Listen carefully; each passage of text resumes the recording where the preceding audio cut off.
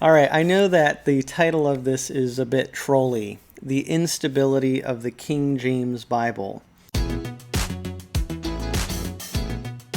I think a lot of people, when they think of the King James Version, if there's one thing they don't think, it's that the King James is unstable.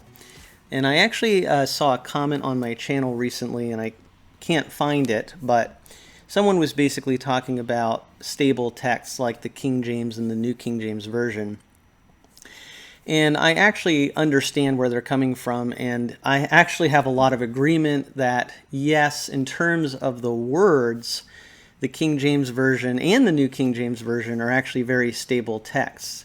And a lot of people really do prefer that, especially with a lot of translations getting updated all the time. There's a lot of people who fuss about all these translation updates. And I understand that because I think, for me, I grew up with the King James Version. And when I memorized a Bible verse, that Bible verse stayed exactly the same. And it was the same as generations before who memorized that Bible verse. So I understand the point about the stability of the King James text and the advantages of having that stability. And for the record, I actually prefer to have a text that does not change a lot or all that often. That's more my leaning, my personal vantage point on this whole issue is I do like a more stable text. But I got to thinking about this some more, and I realized that you could also look at it from a different angle. And when you talk about a text like the King James or the New King James being stable, what you're talking about, like with the person who commented, is stability of the words. However, there is another sense in which the King James Version is actually unstable compared to modern versions, which might be surprising. And that is an instability of meaning. And I'm going to demonstrate that and talk a little bit about actually the good side of updating Bible translations. And again, I'm someone who would, by nature, be more inclined to not see Bibles updated so much, but I do see advantages of updating Bible translations. So before I show an example of the King James Version's instability, I want to talk about updates of Bible translations and the kinds of updates that you will see. And one of the things that I've observed is that early on in a Bible translation's life, you will tend to see updates at the beginning of that translation's life because the translators and the publishers are kind of working out the kinks and making sure there aren't any typographical errors, and they're just making sure that they tweak things and make it as perfect as possible. So a really good example of what I'm talking about here, you can go to a lot of different translations, but if you look at the New American Standard Bible earlier on, you'll see there's actually a lot of copyright renewals for the New American Standard Bible. And so I think what you're seeing there is that early on in that translation's life, there are updates that are being made, and they're not major revisions. They're just these tweaks that are being made to a translation to kind of perfect it and make it the best that it can be for the public. You see that with the New International Version, update, I think, from 1978 in its original state to 1984.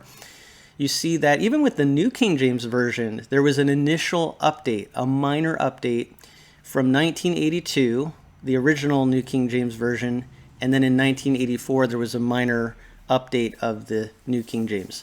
So this might actually surprise you, but I'm going to show you that even the King James Version had this kind of an update. And if you look here, this is from ThomasNelsonBibles.com, a blog post.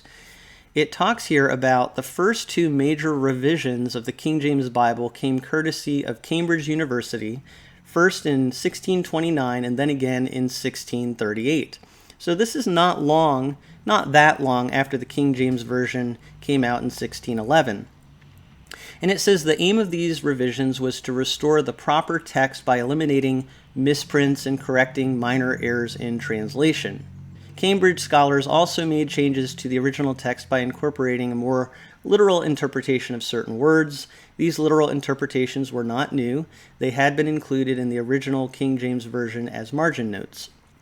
So according to that information, you have that kind of an update that I'm talking about, the update of the beginning of a translation's life where you're just tweaking things and perfecting the translation and making sure there aren't any errors in the typing and that you're translating everything as accurately as possible in accordance with that translation philosophy and the people who put that translation together. But then there's another kind of an update, and this is the more controversial kind of an update. These are the more major revisions that take place to a translation, and this is when people tend to get a little bit more bent out of shape. When you see a lot of updates being made that seem more significant in certain ways, they're not just tweaking the translation, especially if the translation has kind of had a stable text for a long time. Again, you will actually see this with the New American Standard Bible, where I think they did a 1977 update, and then for a long time there were no updates to the NASB. And then lo and behold, in 1995, they did a more major revision or update of the NASB, and that became a standard text for a long time, the NASB 95, and people were very happy with that for a long time. And then lo and behold, in 2020, the NASB was updated again. And so when this kind of thing happens, sometimes there's backlash against that and people saying, we don't like these revisions. Why do you have to update the Bible? The Bible is what it is. We want stability. And I do understand that sentiment, and I actually have a lot of agreement with it in many ways. However, there is an instability that also comes along with keeping the words the same, especially over a long period of time. And that's what I want to point out here. Now, I'm not talking about changing everything and making major changes to a translation, fundamental changes to a translation. I'm not talking about that. But I am talking about how there are updates that take place at the beginning of a translation's life, and then there are other updates, which I'm talking about now, which I would call generational updates. Again, this is more controversial, but I actually think for the stability, not of the words, but the stability of meaning, you have to consider the need for generational updates. And again, I actually want to go back to the King James to show that the King James also had this kind of an update done to it as well. A lot of people think that they have today the 1611 King James Version, or people will sometimes talk that way. But actually, there were changes made to the King James Version, and I think the most well-known or significant is an update done in 1769. And according to BibleResearcher.com, I will leave links to the websites that I'm talking about in this video. It talks about different kinds of changes that happened in this 1769 update. And one of those changes had to do with modernizing the spelling, capitalization, and punctuation.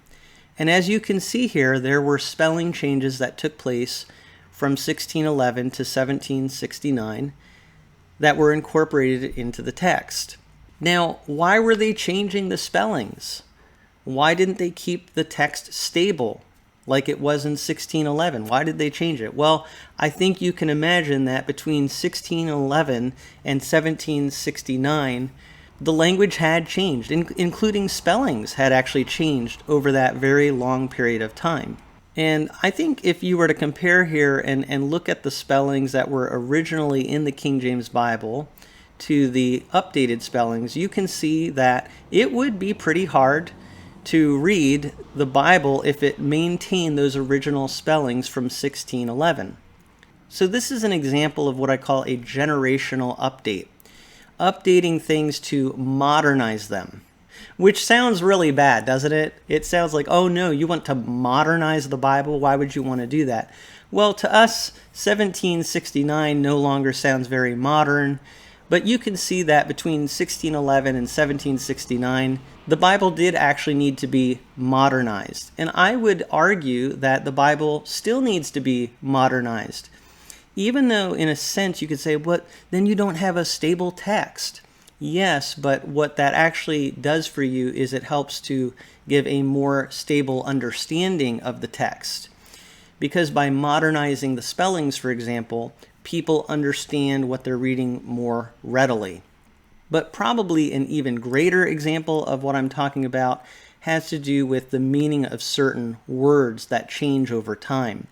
This is something that Mark Ward has talked a lot about on his channel, and I encourage you to check out his YouTube channel if you haven't seen it already.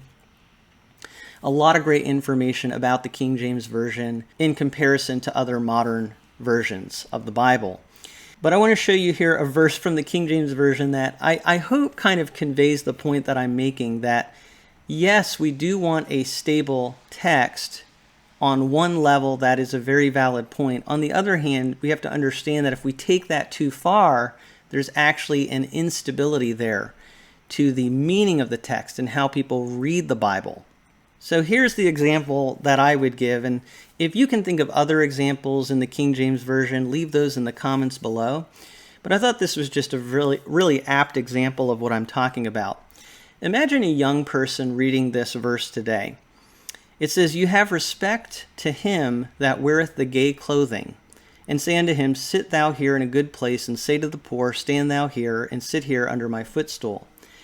Now, even if they understood, okay, these archaic renderings like "sit thou here in a good place," or "say to the poor, stand thou there," I mean, those are just not expressions that we use today. That's not how we speak in English anymore. But what they're possibly going to get hung up on, it's certainly going to stand out to them, and they may even misunderstand it, is this phrase here, "him that weareth the gay clothing." So that word gay clearly has changed meaning. And when I was young, there were still people above my generation, the generation previous, that probably had used the word gay to mean happy. But by my generation, no longer were people using the word gay as just meaning happy. It had a very different connotation. But I think young people today have very little to no understanding as to what gay originally meant or used to mean in English.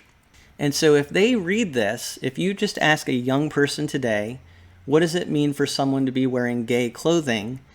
They could possibly take a guess depending on their background, but at first blush, if they read this, they're probably going to misunderstand what it's saying.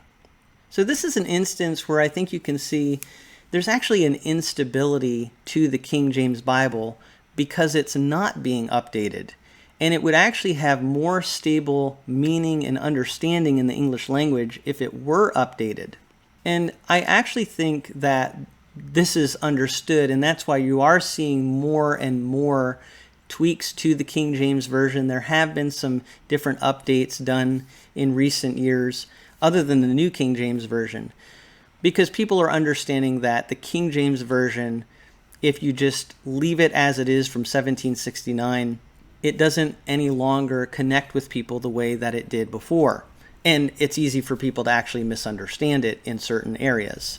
But I actually want to talk about the New King James Version as well, and just put this out there. I know that a lot of us who like the New King James, and I think a lot of you know that I really do like it, we tend to say we don't want to see the New King James Version updated like those other modern versions. But I actually think that could be a mistake over time. Now, I'm sure some people are going to argue with me that, well, it's not time to update it. I mean, yeah, it's been close to 40 years since the New King James Version originally came out, but language hasn't really changed that much. Well, I don't know. If you have any examples in the New King James where you think, yeah, it's probably time for an update in the wording, I'd love to see examples of that in the comment section. I will say it probably wouldn't surprise me if there are certain phrases now that people would just not really understand very well. I also think you can see in other modern translations that at one time there was kind of a collective memory of the King James Version and its renderings. So even in modern translations, you would read, "The Lord is my shepherd, I shall not want." But in more recent updates, they're finally getting away from saying, "I shall not want." And that is because people no longer think of the King James Version rendering of that verse anymore, and it just doesn't have the meaning to them that it once did. So it's possible that even in an area like that, the New King James Version at some point will need an update. And I know that the natural reaction for some of us is, well, then you're not going to have a stable text. But my point in all of this is, when the King James Version, when it first came out, needed those initial updates, but it also needed generational updates. It was a very stable text, but to be optimally stable, it needed some tweaks at times in order to be generationally up to date and able to accurately convey as it did in the previous generations. And I would argue, even with a translation like the New King James Version, we not only need those initial updates, eventually we need generational updates. I don't think what I'm saying here is very controversial, but I do think it's easy for us to kind of fall into that thinking of, I never ever want my translation to be updated. But I would argue that what that ultimately does is what you see with the King James Version. It doesn't create a stable Bible like you think it would. Yes, the text is extremely stable, but to the point where the meaning is no longer stable. So I hope I'm not beating a dead horse or overstating my point here. I just thought it's really interesting, and hopefully I've helped some people to think about it from a different angle. That being said, I still would want to say it is easy to go too far the other way and just get into updating the Bible constantly, and I understand the frustration people have with that as well. But remember that earlier on in a translation's life cycle, there are going to be more updates. And I think that's why you see a lot of updates with the translation like the ESV from 2001 to 2016. I have a feeling the ESV now is going to have less updates, but eventually even the ESV is going to need a generational update. So I've explained what I think about all this. I'd love to hear what you think in the comment section below. But thank you so much for taking some time to listen to some of my thoughts on this subject, brought to you from a Frisch perspective.